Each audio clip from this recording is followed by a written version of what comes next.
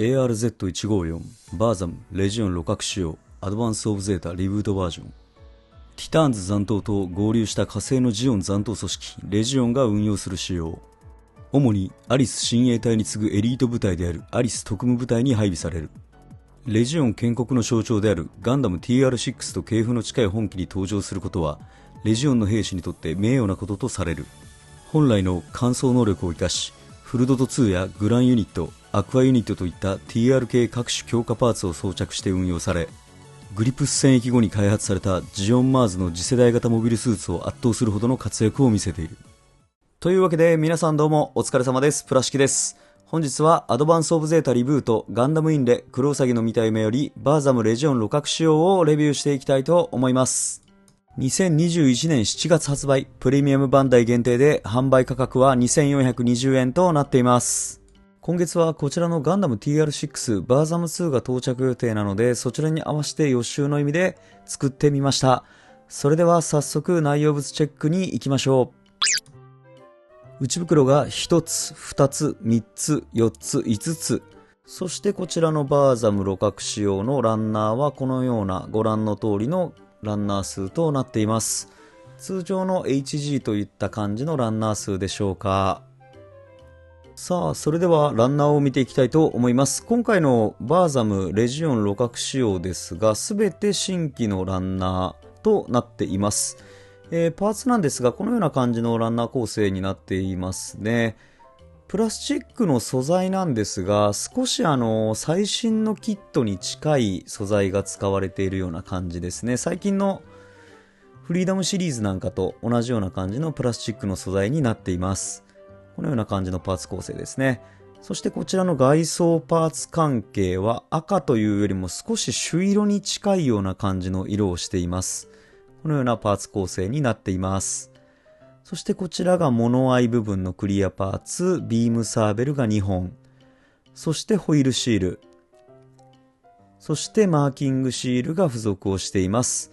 説明書はプレミアムバンダイのよくある白黒の見開きタイプの説明書となっていました。工程数としてはそこまで多くないようなイメージを受けましたね。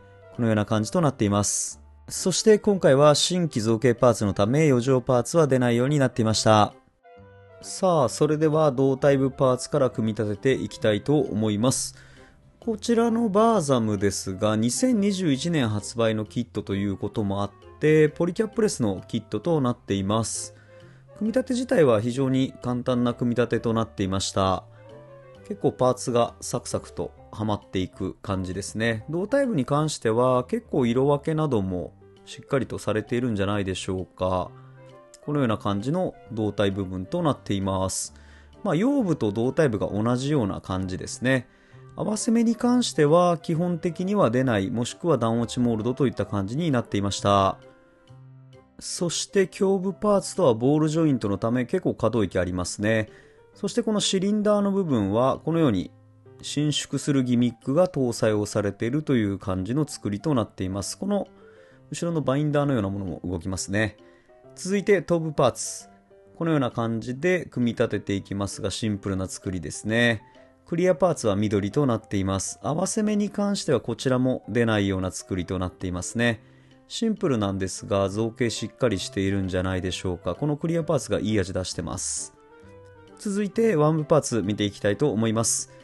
まずはこの肩と上腕部が一体となったパーツの部分ですね。このような作りとなっておりまして、合わせ目も目立たないような作りとなっていました。可動域そこそこありますね。続いて前腕部から肘の部分にかけて、マニピュレーターはシンプルなものが付属、ボールジョイントでの接続、すべてボールジョイント接続ですね。この肘に関してはある程度曲がるようにできていました。可動域も設けられています。全体的に合わせ目は大きく目立たないですね。肘の部分が少ししっかりとはまってないだけです。続いて胸部パーツ。まず足のパーツから結構独特な足の形をしていますね。このような作りとなっていました。肉抜きはないですね。少し可動域があります。続いて脚部の方ですが、こちらの方もポリキャップレスのため結構考えられた作りになっていますね。挟み込むような感じの組み立てが多かった印象があります。このような感じでサクサクと組み上がりましたね。このホバーのパーツなんですが、このような感じで可動域も設けられていました。そしてこの太ももとのジョイントは四角いジョイントですね。合わせ目に関しては段落ちモールドになってるか、もしくはもう目立たないような構造となっていました。このような脚部となっています。そしてこのホバーユニットのこのパーツを差し込めば、このように伸縮のギミックがついていて、ホバー状態を再現できるようになっています。どの位置まで下げればいいかちょっと分かんなかったんですけどね。立たせてみるとよくできるようになりました。そして最後に他のパーツと武装類。まずこちらがランドセルの部分ですね。そしてこちらがバルカンポット。こちら着脱式で頭部にはめることが可能となっていました。そしてビームサーベル。シンプルなものが2本付属をしています。エフェクトパーツを取り付けて、このように2本完成となりました。そしてこの特徴的なビームライフルですね。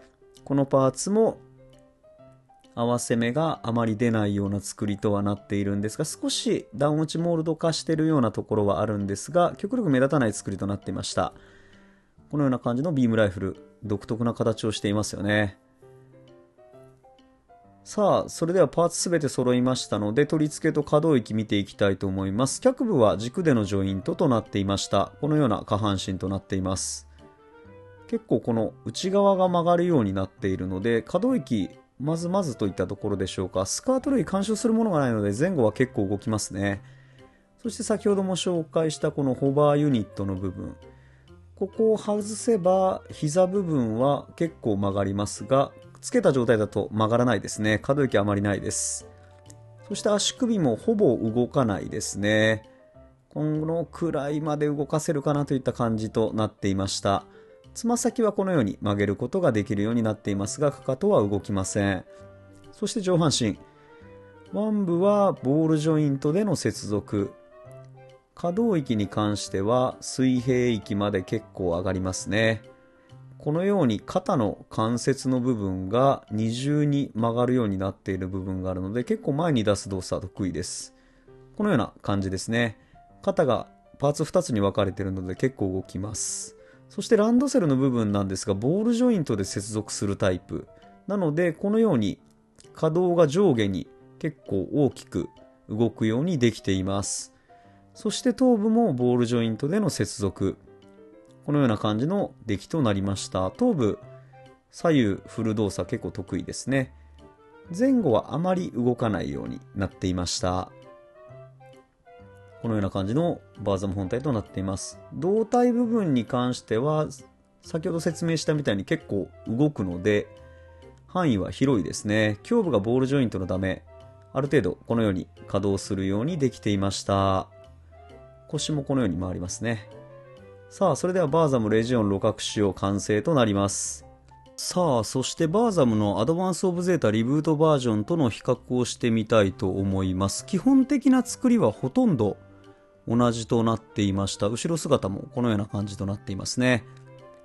違う点がいくつかあるので、そちらをちょっと説明していきたいと思いますが、脚部のこの位置、パーツが違います。そしてホバーユニットがリブートバージョンにはついてないですね。この位置が付属をしてないという状態となっていました。このような感じの脚部の違いとなっていますね。この辺りが結構大きな違いでしょうか。もちろん色分けは全然違うんですが、基本的な作りは同じとなっていました。そしてこの股間部分のパーツもこのように違うようにできています。